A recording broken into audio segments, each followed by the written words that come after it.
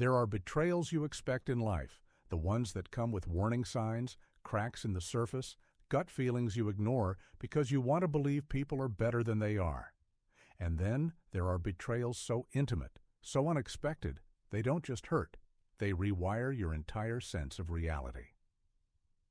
Mine was the second kind.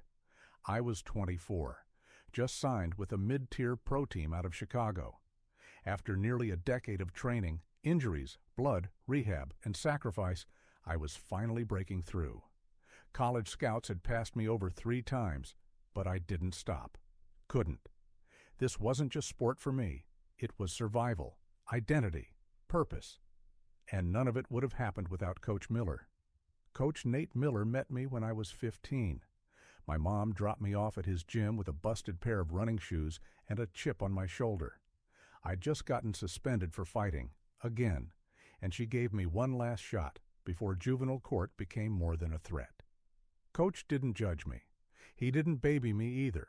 Just handed me a pair of gloves, pointed at the heavy bag, and said, "Hit until you stop being mad." That was the start. He trained me like I was his own son, pushed me, believed in me when no one else did, paid for gear when I couldn't afford it, showed up to school meetings, bailed me out when I messed up, more than once. I was closer to him than I was to my actual father, who left when I was 8. He told me once, "You've got the kind of fire most people don't survive. Let's make sure you use it right." And I did, or tried to. By the time I was 21, I'd made regionals. My fights started getting real attention. Coach was in my corner every step of the way. Through concussions, setbacks, sponsorship drama, he was the one constant in my life. Then came her, Marissa.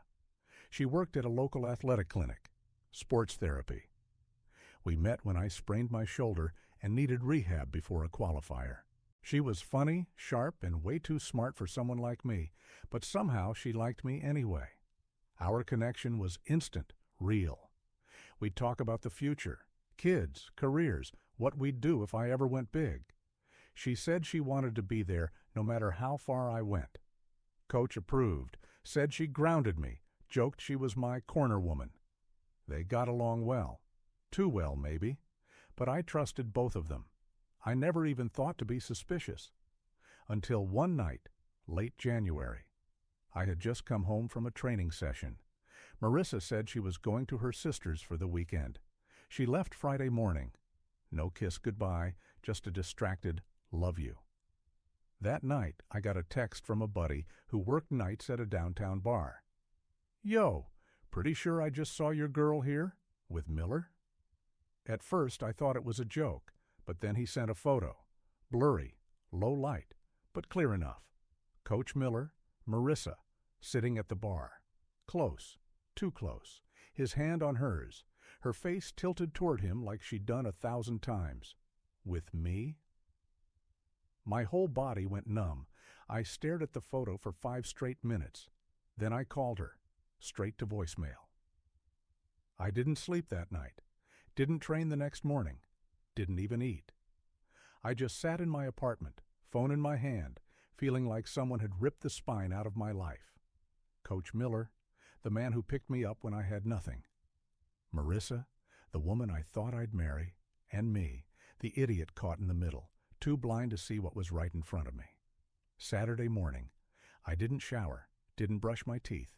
I just threw on a hoodie, grabbed my keys, and drove. I didn't have a plan. I didn't even know what I was going to say. I just knew I couldn't sit in that apartment one more second pretending I didn't see what I saw. Coach lived 10 minutes away. Same house he'd had since I was a teenager. Small place with an old rusted grill out front and a cracked driveway from one too many Chicago winters. I knew his schedule better than my own.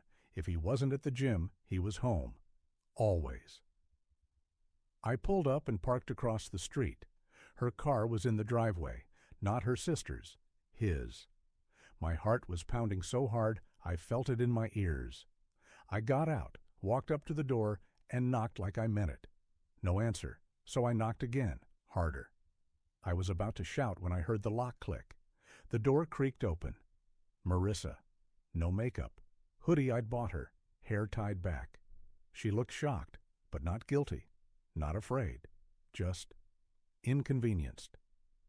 "Hey," she said, like I'd just dropped by to return her charger.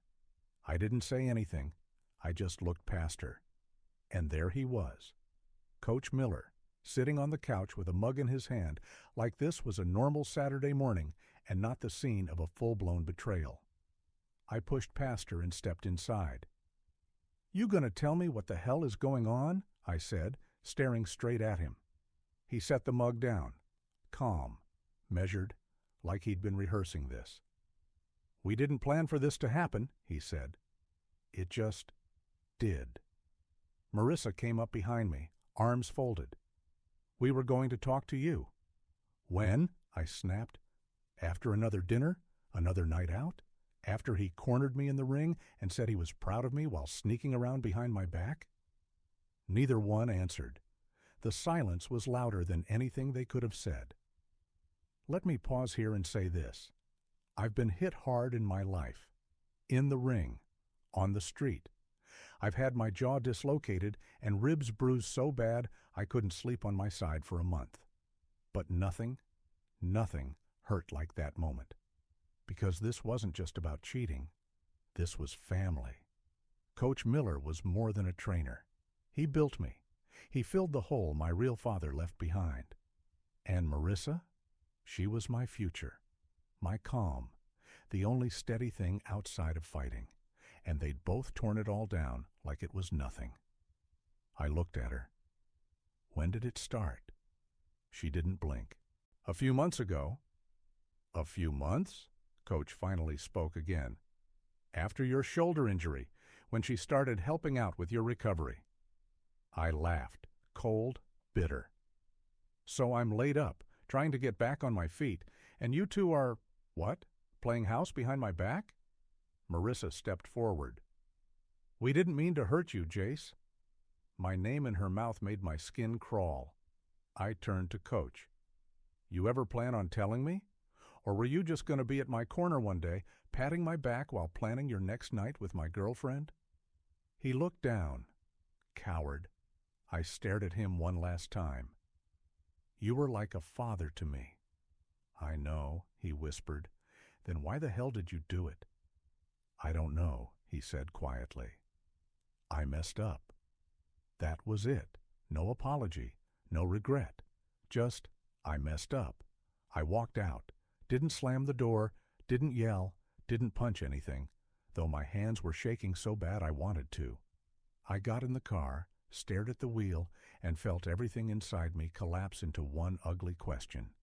Who the hell am I without them? Coach was the reason I had a career. Marissa was the reason I believed I could have a life outside the ring.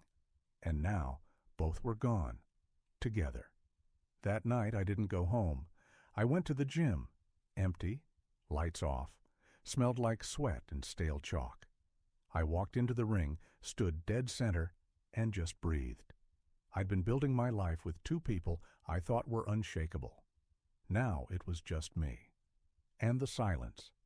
After that night at the gym, everything changed, not all at once, not in some dramatic lights-out way. No, it was slower than that, like a leak in the foundation. You don't see the damage right away, but eventually the walls start to rot. I stopped showing up to practice, stopped answering texts from other fighters at the gym. Most of them didn't know what had happened. Yet. But I wasn't ready for the looks, the questions, the "where's Coach" stuff. I couldn't train in the same building where he'd once yelled, "breathe through the pain," while sleeping with the one person I thought I could build a future with. I stayed home. For days. Didn't eat much. Didn't run. Didn't lift. I just sat there, replaying everything in my head like a horror reel on loop. The late nights she said she had clinic reports. The weird tension between them when we were all in the same room. The way Coach had started backing off during sparring, not physically, but emotionally. Like he was already pulling away. I thought he was just giving me space. I didn't realize he was giving himself room to take what was mine.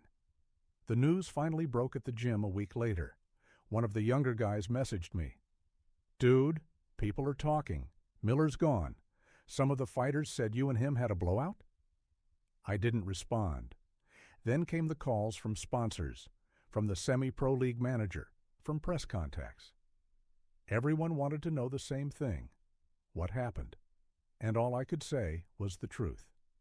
Personal reasons. I'm stepping back for a while. Because if I told the world what really happened, that my father figure and mentor seduced my girlfriend while coaching me toward the biggest moment of my life, I knew what would come with it. Pity. Headlines. Maybe worse. Silence. I wasn't ready for that kind of vulnerability. Not yet. 2 weeks later, I walked into the gym again. Not to train, just to pick up my things. The place was quieter than I remembered. New guy behind the front desk. Few unfamiliar faces stretching. Some looked at me, then looked away like they knew but didn't want to say it. Coach's name was already scraped off the schedule board.